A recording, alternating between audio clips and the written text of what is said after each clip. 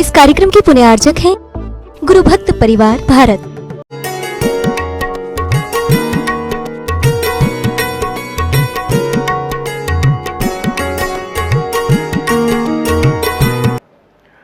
और दूसरे दिन पिता विचार करता है गुणपाल कि उनका एक मित्र है श्री दत्त, बहुत बचपन का मित्र है। और श्री दत्त की पत्नी से गुणपाल वार्तालाप करते हैं और कहते हैं, भैया मैं अपनी धर्मपत्नी तुम्हारी श्रीमती के पास छोड़ करके जाता हूं और मैं अपनी बिटिया को वैशाली नगर की तरफ ले जाता हूं, क्योंकि इस राज्य में मैं रहूंगा तो राजा है, बलपूर्वक शक्ति के बल पर मेरी बिटिया को ले सकता है। ऐसे बहुत सारे केस हुए हैं। जायसवाल समाज जो आई है वो जैसलमेर से आई है।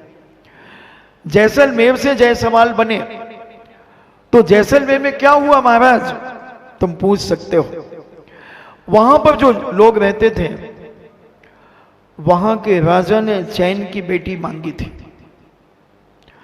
तो वहां ऊपर और नीचे महल के पास जो लोग रहते थे और महल के नीचे रहते थे, तो नीचे वालों ने समर्थन कर दिया कि हां बेटी दे दो, ऊपर वालों ने कहा कि हम बेटी नहीं देंगे। और वहां से वो भागे, जैसलमेर से भागे। इनकी समाज में दो चलते हैं, उचौरिया और पुचौरिया, ऐसा कुछ चलता है, हाँ जो भी। तो ये दो चलते हैं। तो नीचे वालों ने समर्थन कर दिया था बेटी देने का, ऊपर वाले कहते नहीं, हमारा कुछ भी हो जाए मगर हम अपनी बेटी विधर्मी को नहीं देंगे। ये कथा वहीं से संबंधित चलती है। कथा तो चतुर्थ काल की है मगर ऐसी कई जगह घटनाएं हुई हैं। और वहां से ये निकल करके अजमेर और आगरा में जाकर के रुके। अजमेर में केसरगंज में सारे जायसवाल समाज के लोग और छिपी टोला में जैन समाज के लोग। अब तो पुरानी ईदगाह में भी पहुंच गए, अब तो धीरे धीरे पूरे आगरा में फैल गए। ऐसा ही खंडेल वालों का भी इतिहास बड़ा अलौकिक है, जिसे हम सरावगी कहते हैं, खंडेलवाल कहते हैं।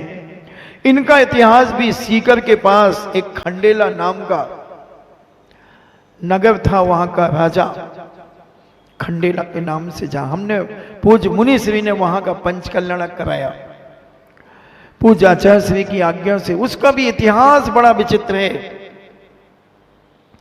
उस राज्य में महामारी और प्लेग फैल गया, भयंकर स्थिति खराब हो गई। राजा ने विचार किया कि क्या करना चाहिए, तो मंत्रियों ने कहा कि एक नरमेघ यज्ञ करना चाहिए, उससे ये प्लेग महामारी शांत हो जाएगी। राजा कहता है इतने नर कहां से लाओगे? बोले सब मिल जाएंगे। और राजा हमेशा कान के कच्चे रहे हैं और राजा ने मंत्रियों की बात को मान करके नरमेघ यज्ञ किया। दिगंबर साधुओं को यज्ञ में होम करने लगे, होम करने लगे। हजारों की तादाद में दिगंबर साधुओं को होम कर दिया। महामारी प्लेग आदि जो और भीषणता की ओर बढ़ता चला गया। हमारे पूज्य जिनसेन स्वामी कोल्हापुर में थे, जब उन्हें यह पता चला कि राजस्थान में सीकर जिले के पास खंडेला के अंदर दिगंबर साधुओं को होम किया जा रहा है, तब वो वहां से बिहार करते हुए आए। और उन्होंने राजस्थान में जब लोगों ने रोका कि महाराज राजस्थान में मत जाइए, इस प्रकार की स्थिति वहां बन रही है। पूज्यवर कहते हैं जब हमारे हजारों साधुओं को होम कर दिया तो मैं भी होम हो जाऊंगा, मगर मैं उस राजा को सबक सिखाऊंगा, सबक सिखाऊंगा।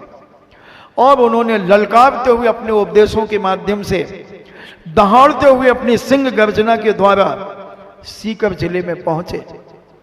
और जब सीकर के अंदर उन्होंने अपनी गर्जना प्रयोजनों के माध्यम से अनेकांत और स्यादवाद के बल पर जब उन्होंने अपनी गर्जना की, तब राजा उनके पास आया और राजा ने निवेदन किया कि आप क्या कर सकते हैं। बोले तुम क्या चाहते हो। ये प्लेग महामारी कोई बड़ी बात नहीं है।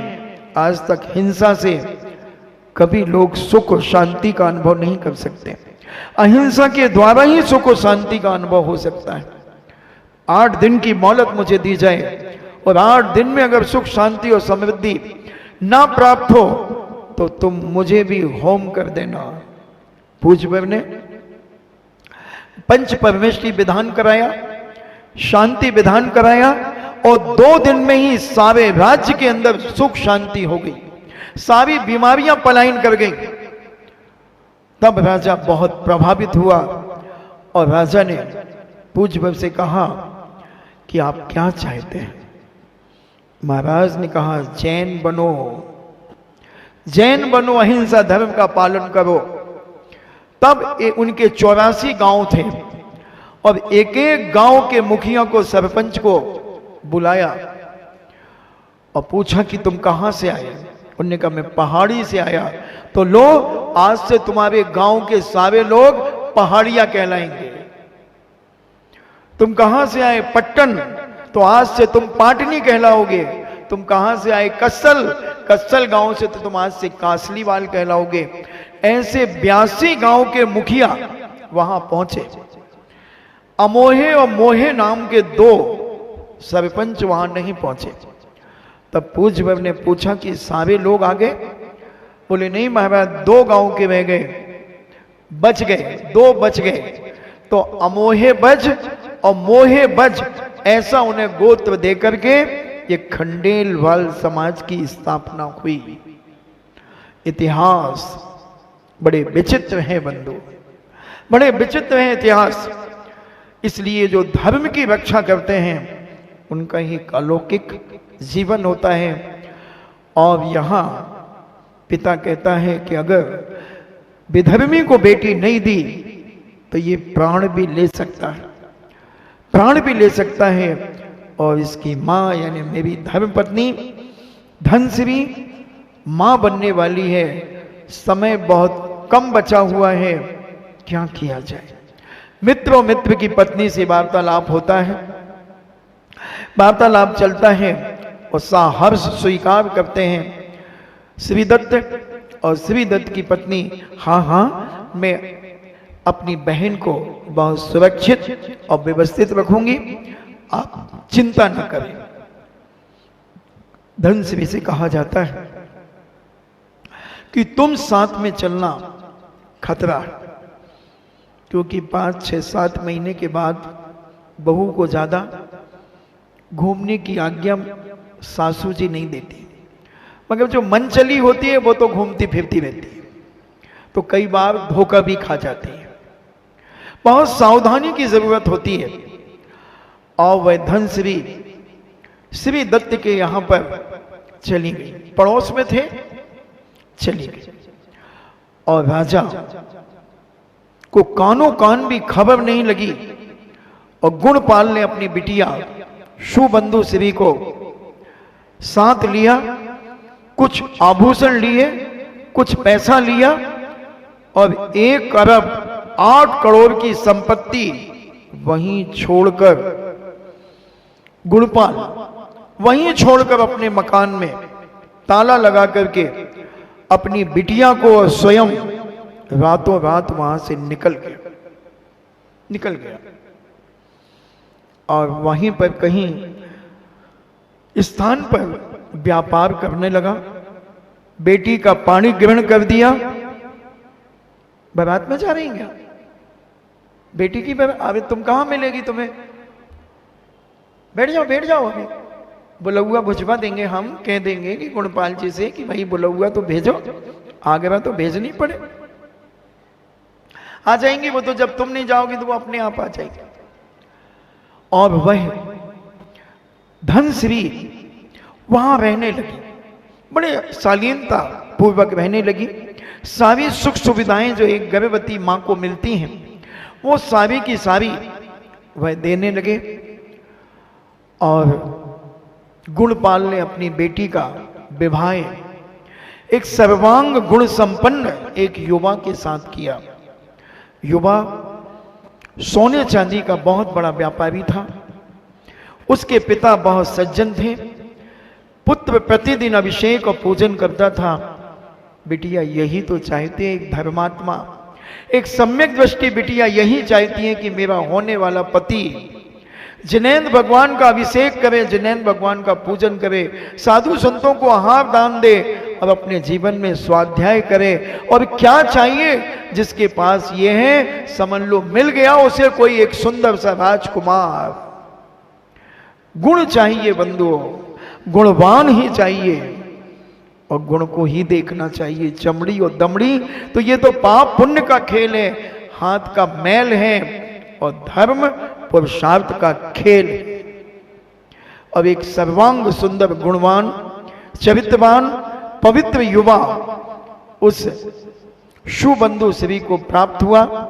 पिता ने अपना व्यापार वहां जमाया और राजा को जैसे ही पता चला कि मेरे नगर का नगर सेठ रातों रात मेरे भय से नगर छोड़ करके चला गया है, राजा को बहुत दुख हुआ। मना कर सकता था कि मैं अपनी बेटी विधर्मी को नहीं दूंगा, मगर राजा कहता है कि उसने सोचा होगा कि मैं राजा हूं, कहीं बलपूर्वक उसकी बेटी को न ले लूं, अपने सेना के बल पर उसे प्राप्त न कर लूं।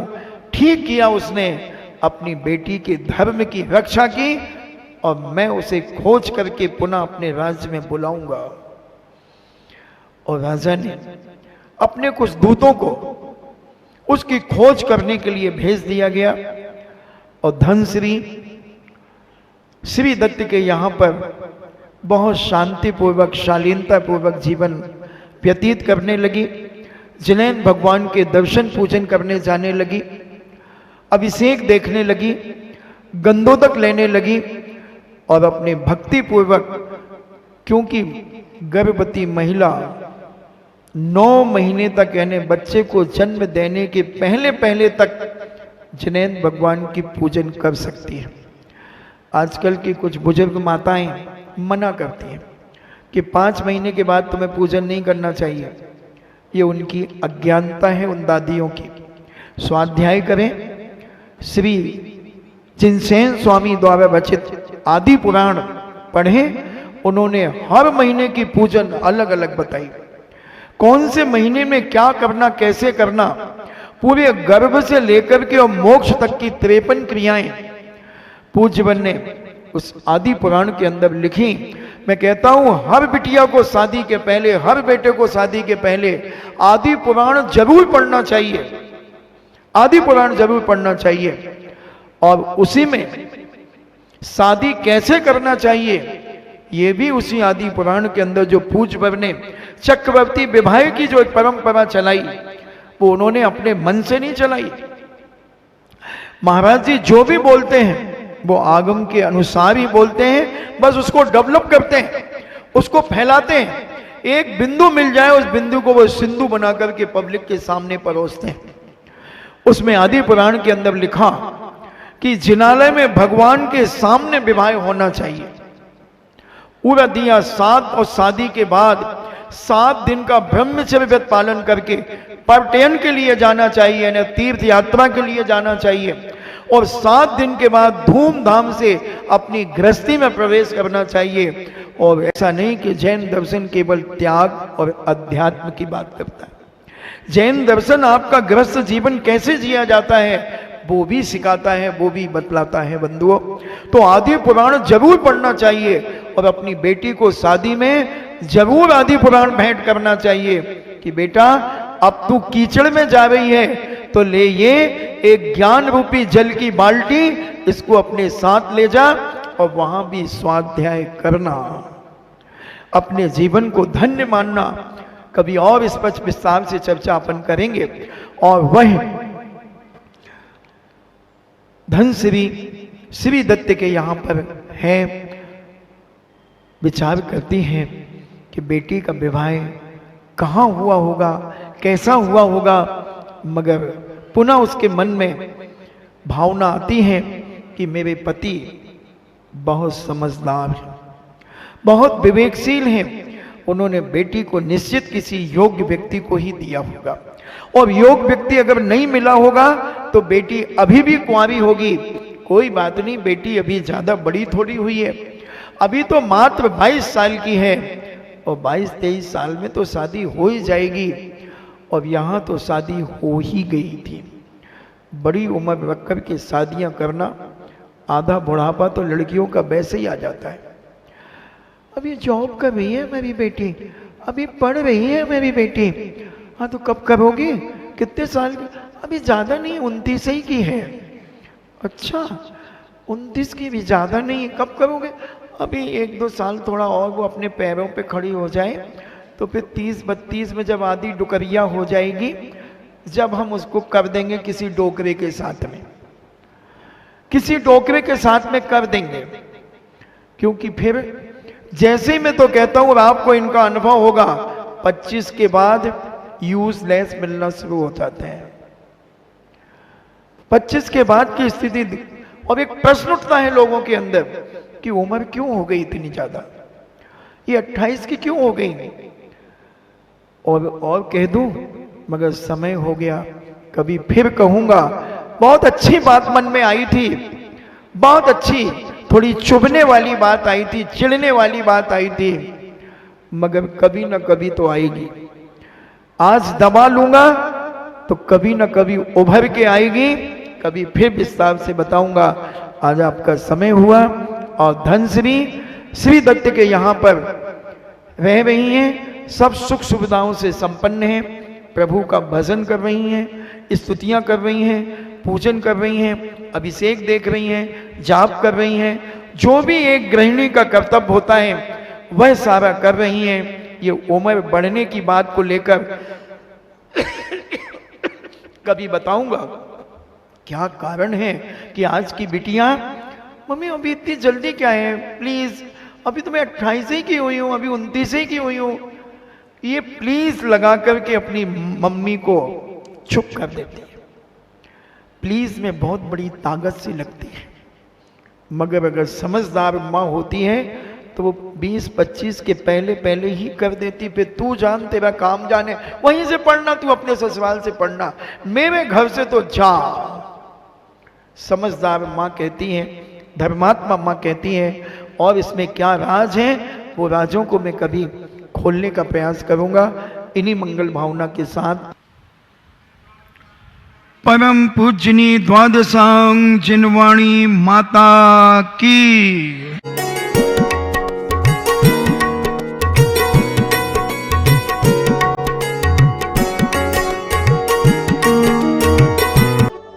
इस कार्यक्रम के पूरे आयोजक थे गुरु भक्त परिवार भारत।